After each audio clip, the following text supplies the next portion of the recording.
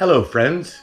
In this very special magical video, we're going to explore the idea that absolutely nothing in this universe has any meaning or purpose whatsoever until you wave your magic wand and call it into existence.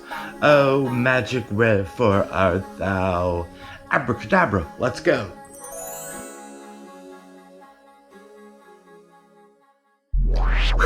Okay, my wizards of reality.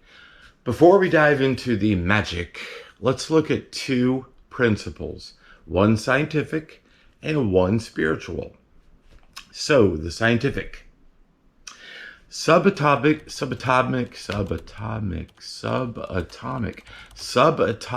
particles remain in no position until we perceive them, and they collapse into position.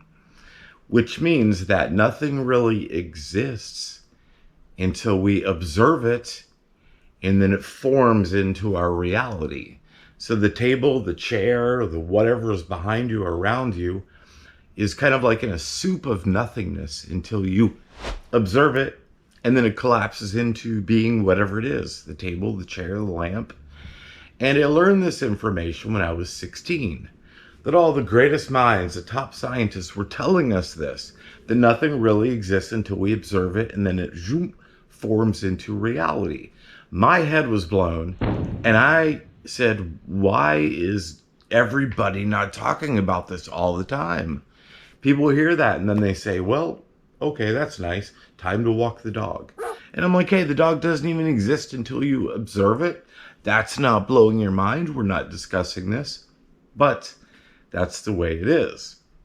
Now, if the dog doesn't exist until you observe it, that means I don't exist until you observe me, which means possibly we are going down two different parallel universes, and we meet up as we observe each other, which is another subject for another video. So, the second principle is spiritual. And that is that God spoke and the universe was created, which completely lines up with the scientific principle I just said, where God spoke, which means you observed, and the universe was created. The subatomic particles collapsed and became what they are. So, based on these two principles, which are one, you can see how as the universe exists, you are the observer God in that universe, and you use your conscious mind as a reality generator. You are creating reality.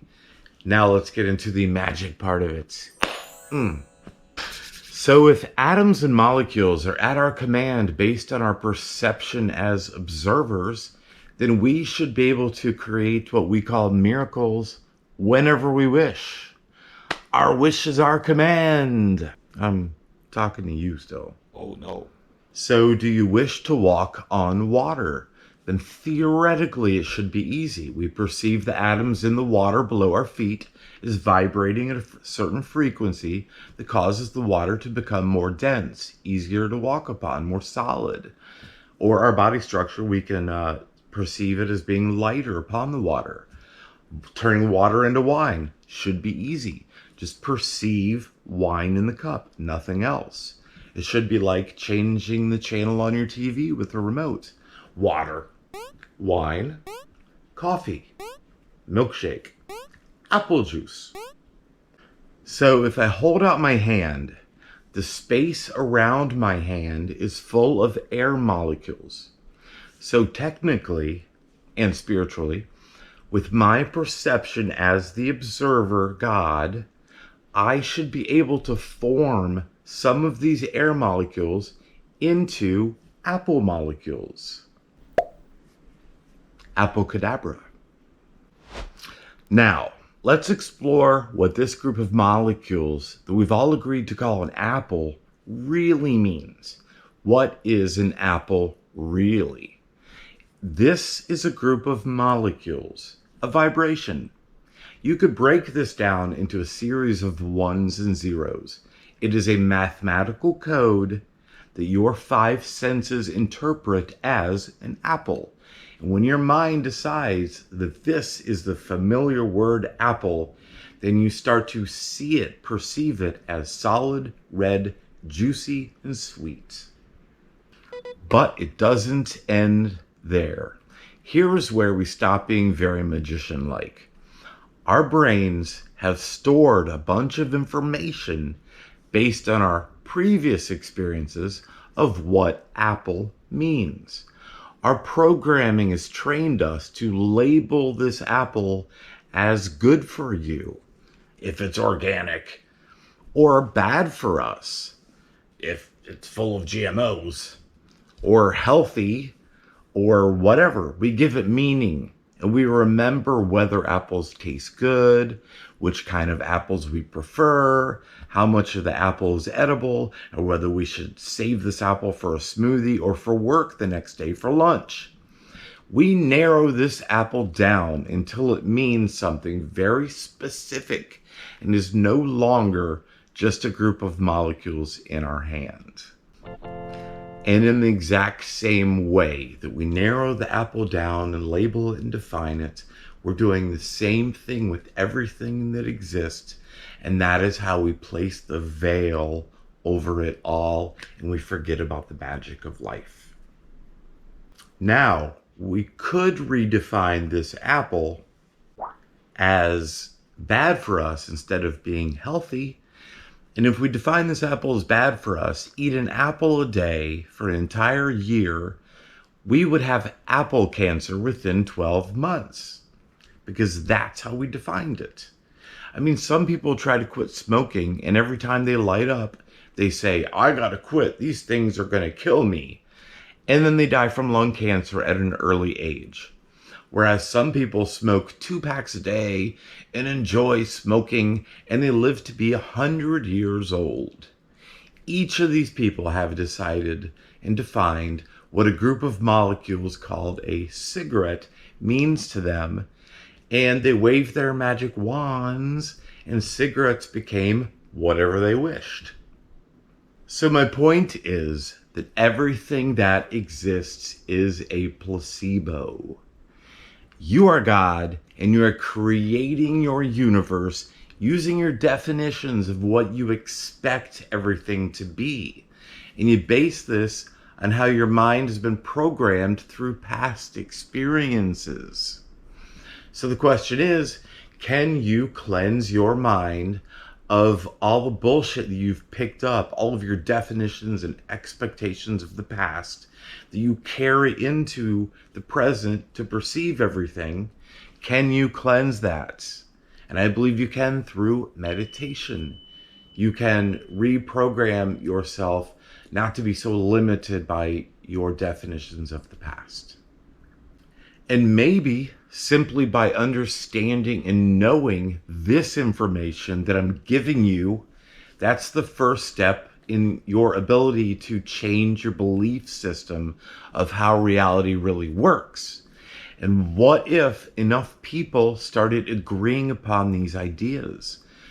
Does someone have to come along and do actual physical magic at least once for the rest of us to believe it is possible?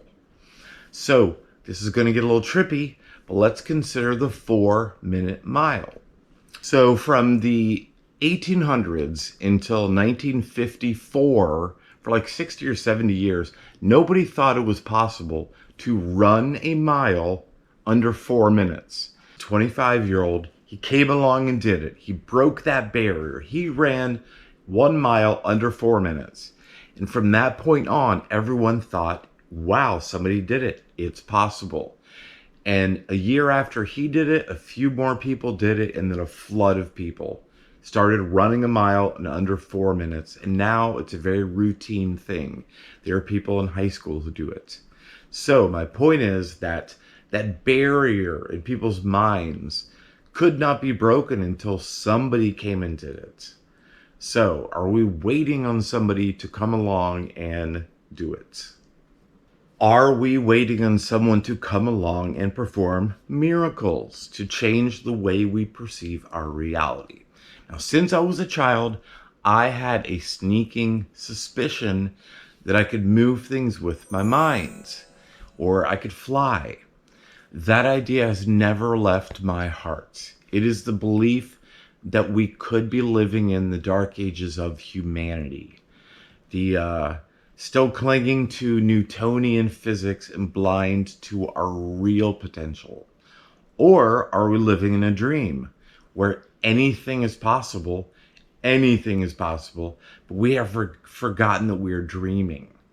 Now, if you are God, did you come here and limit yourself so that you could have the adventure of rediscovering yourself?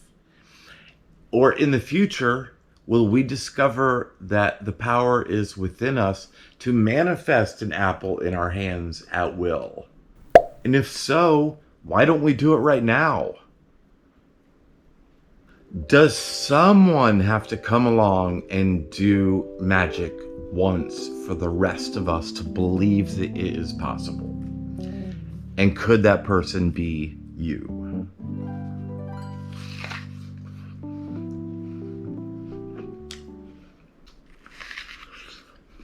I'm not even hungry. I just bit this for effect.